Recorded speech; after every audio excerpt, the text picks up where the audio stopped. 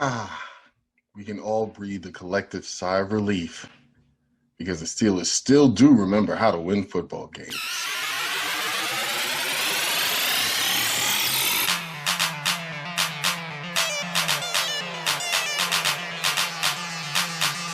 Hello, everyone, and welcome to week 17 of The Rebuttal. I am your host, Robbie A. Shaw, and this is our final episode of the regular season. Can you believe it, everyone? It's been 17 long weeks of NFL football, of true Steelers love, and it's sometimes Steelers hate. But we have made it to the end, and I am so glad that you guys are here to join me this week. Last week, the Steelers played the Indianapolis Colts in Pittsburgh and were able to somehow, some way, eke out a 24-28 win over the Indianapolis Colts, a good team that is in the middle of the playoff hunt. The Steelers are now 12-3 going into the last week of the season, where they will face the Cleveland Browns in Cleveland. Now, just touching base on the game from last week, it was a horrible game in the first half. The Steelers did exactly what they've been doing the past 3 weeks. They came out flat. They did not look like they had any energy, and it was almost like they didn't know when the game was supposed to start. They started slow on offense. Their defense did what their defense does. They got a turnover early. It was tied 7-7, but even then, it didn't really look as close of a game as it was at that point. The Colts then go on to score 17 unanswered points, and by the time halftime is over and the beginning of the third quarter, the Colts are now up 24-7. So nothing good was going on. But there were some things that started to happen towards the end of the first half. The Steelers offense did start to pick up a little bit. They did start to move the ball. The Steelers started to go hurry up, and it looks like it caught the Indianapolis Colts defense off balance. And from there, they did try to move the ball and did get stuff going at the end of the half. And I was texting my dad, who was on the show last week. I was texting during the game like it's more of the same, more of the same. And at that point, the Colts were only up 21-7. After halftime, the Colts had the ball, went down the field, scored a field goal. Now it's 24-7. And you're just thinking, this is it. Like this, I know it's the third quarter and we still have time, but I remember the dread setting over me after watching that first half and just thinking, well, we're going to roll over now. But then you started to feel something different happen. I was watching the game highlights again today just because I wanted to touch base on where my mind was. I noticed at the beginning of the third quarter, the Colts looked like they were driving down the field again. They got the ball, they were up 14, and you just felt like this was going to be a put-away drive. They were going to score another touchdown, be up 21 points, and the game was going to be over. And the defense stood. The Steelers' defense stood up and held them to a field goal, which I thought, honestly, was the turning point of the game. Because the drive before that, at the end of the second quarter, the Steelers' offense looked like it started to get in rhythm and move the ball. Then you have the defense waking up and starting to play good football. After that stop, the Steelers go on to score 21 unanswered points. They got 3 more sacks, I think. They got an interception, and they somehow, some way found life again. And it was with the passing game. Ben threw for over 300 yards, no interceptions, and it just felt like something was happening. The gears started to move, like someone woke up and somebody else woke up. If you've ever seen the movie Trolls, in the end of that movie, the first one troll starts singing and then touches the next troll, and then they turn from their gray to color, and then the next troll, and then everyone starts bing, bing, bing, bing, bing. That's what it felt like happened with this Steelers team. It felt like everyone collectively started to wake up and realize that, hey, we lose this game, we might not even win our division at this point. And we are a better football team than we've been playing like.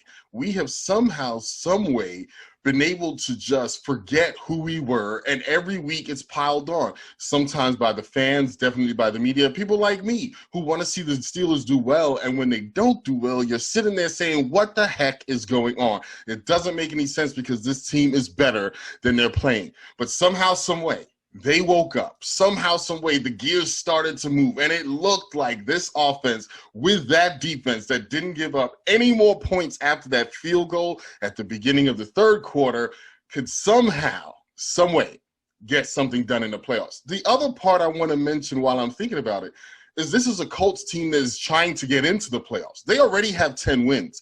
There's a chance the Colts don't make the playoffs with 10 wins. They could even win this week and still not make the playoffs as Cleveland wins and the Ravens wins. So right now, we are talking about an Indianapolis team who is on the cusp of the playoffs, who had something to play for, who was up by 17 points, and the Steelers pulled it out. There's got to be something that's to be said about that. In the first half of the game, Jim Nantz and Tony Romo were talking about how good the Colts looked. And if you were watching that game, you saw it. And then you saw some things start to happen. And it was like, wait a minute. If the offense catches up with this defense and gets those cylinders going, this engine is going to start running.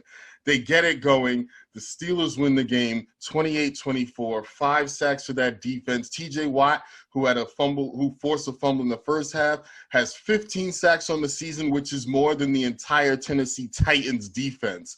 Just something to think about.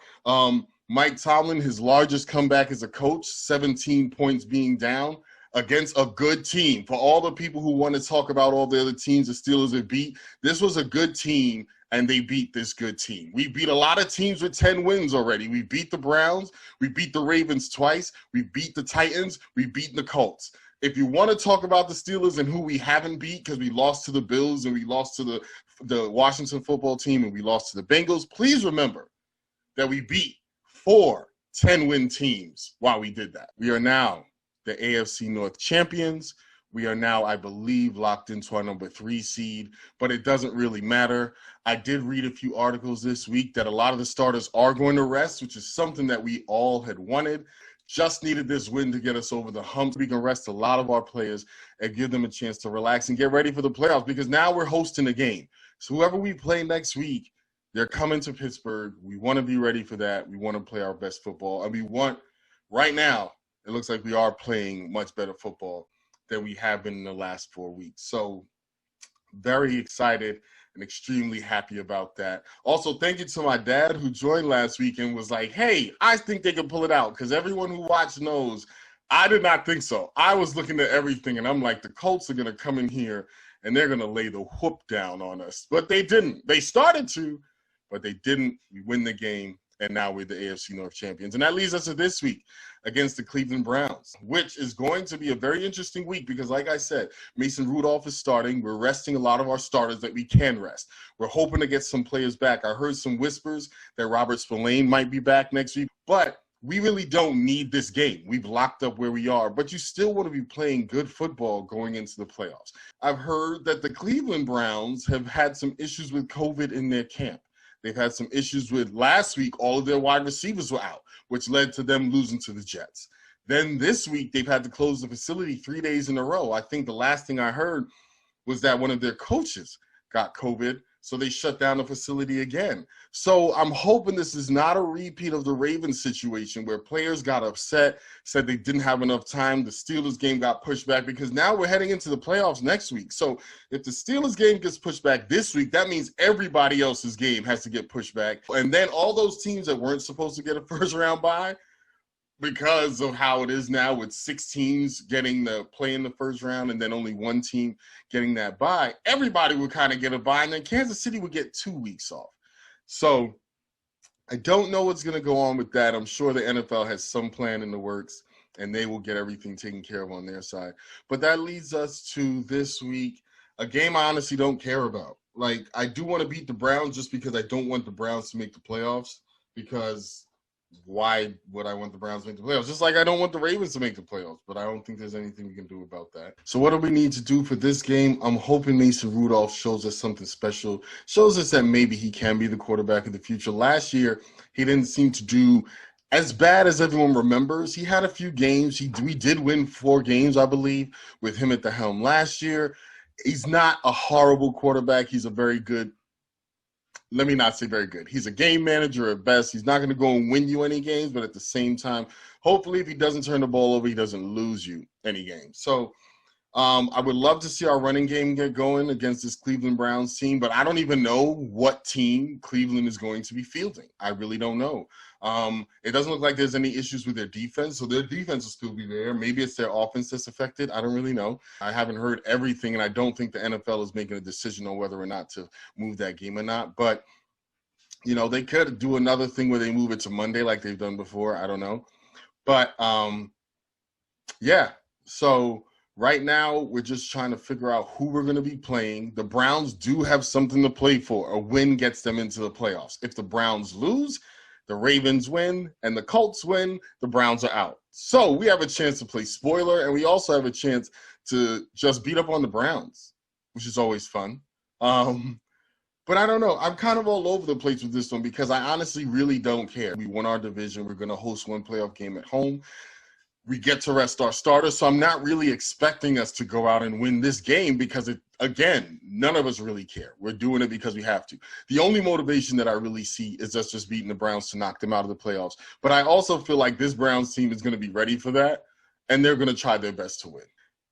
Don't sleep on the Browns, okay? And this is still a team with 10 wins. Like I said a few weeks ago, they've crept along and nobody paid attention to them.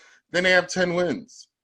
And the craziest part of this year is if the Browns don't get in because they lost, if the Browns do get in and the Colts win and the Ravens win and the Colts don't get in, that's going to mean an 11-win team did not make the playoffs. Wow. Like, I just think about that. Remember, this is the year with the first time we have 7 teams going into the playoffs. So that means with an extra spot, you still didn't make the playoffs, which would also mean if this was last year and only 6 teams got in, there could be 2 11-win teams that don't make the playoffs. It's crazy. It is madness. So, wow. Getting back to what I need to focus on, what's more important, what do I think the score of this game is going to be? We're talking about Mason Rudolph. I don't know how many of the wide receivers are resting. We already know our offensive line cannot run block. I think it was Tony Dungy that I heard this week say that the Steelers have an offensive line built for pass blocking. And that is the most accurate statement I have heard all through 2020. The Steelers have an offensive line that pass blocks better than a lot of other teams, if not most teams. But they do not have run blockers. They are not the type to bully your defensive line. We have tight ends that are built for running routes and catching passes. We have an offensive line that's built for pass protection, which is why we haven't run. Let's just be 100% honest. We didn't run at all, I think, last week. And in the first half, I think we got 4 yards. We did try. It just wasn't working. So that being said, I don't even know if Mason Rudolph is going to have a lot of time to hand off the ball to get the running game going, which is what I was going to say. This game, we need to work on our running game to get ready for the playoffs. If they do want to do that, I think it's a good idea. If you don't want Mason Rudolph to throw that many times, let's see if we can get the running game going. Maybe we move our offensive linemen around. I'm not saying I don't know who to switch with who, but let's move our offensive linemen around, see if we can get some different combinations, see if we can get some guys who can run block. Maybe we need to change the style of running. Maybe instead of running outside, we need to start running between the tackles more often, if our guys can do that. There was on that one touchdown drive that we ran in last week where it looked like Connor paused and Pouncey and the interior lineman moved, and then he was able to go over the top so he can score our first touchdown of the game. Maybe that's what we need to do. I don't know. But I feel like our defense does need to show up. Let's see what our backups can do. Let's see what our backup wide receivers can do. Let's see what our backup quarterback can do in order to win this game. But I really don't see it happening. If the Browns play their starters and we play our backups, I doubt we're going to win. Let's just be honest. The starters on the Browns have something to play for. They may not have all of their players, but if they have their wide receivers back and they have Baker Mayfield and they still have that defense, there's going to be a very good chance that they make us look very bad. And it could be different because it's a division game. But it's not like last year, remember, because last year was all the starters minus Ben. This year, it's going to be minus most of the starters. I see Cleveland winning this game 24-10 and making it into the playoffs, and then we figure out who we play after that. I really don't want Cleveland to make it, but, I mean, we needed this break. If we didn't win last week, we would need to do this week. We would need to win this game this week. But we came back. We handled our business last week. We won the game. So I think this week we will lose 24-10 because we don't have our starters. That's it. And we get ready for the playoffs. So outside of that, I just wanted to say thank you to everyone who's been watching. I'm still working on the logistics of the playoff edition because we're in the playoffs. So that's definitely happening. This will not be the last episode of the Steelers season. But thank you for watching. Thank you to everyone who said they really enjoyed seeing my dad. I'm like, I might have to integrate him into a few more of my shows. It did make me feel a little bad. I'm like, oh, people didn't like it when it was just me. But no, it's cool. I understand. My dad has a certain swag to him that even in my 38 years, I have not figured out how to emulate. I think I do okay, but my dad is the ultimate, and I'm so glad he joined last week, and I'm so glad you guys enjoyed him being here. But besides that, welcome to 2021, everyone. We made it. We had so many ups and downs this season, but we're still here. I'm not saying that 2020 is the worst year I've ever had, but it could have been better. And I'm hoping that 2021 is better. That's all for now, everyone. Be safe. Wash your hands. Don't touch your face. Welcome to the new year, and I will see you all right back here next week for our playoff edition of the Rebuttal. Take care.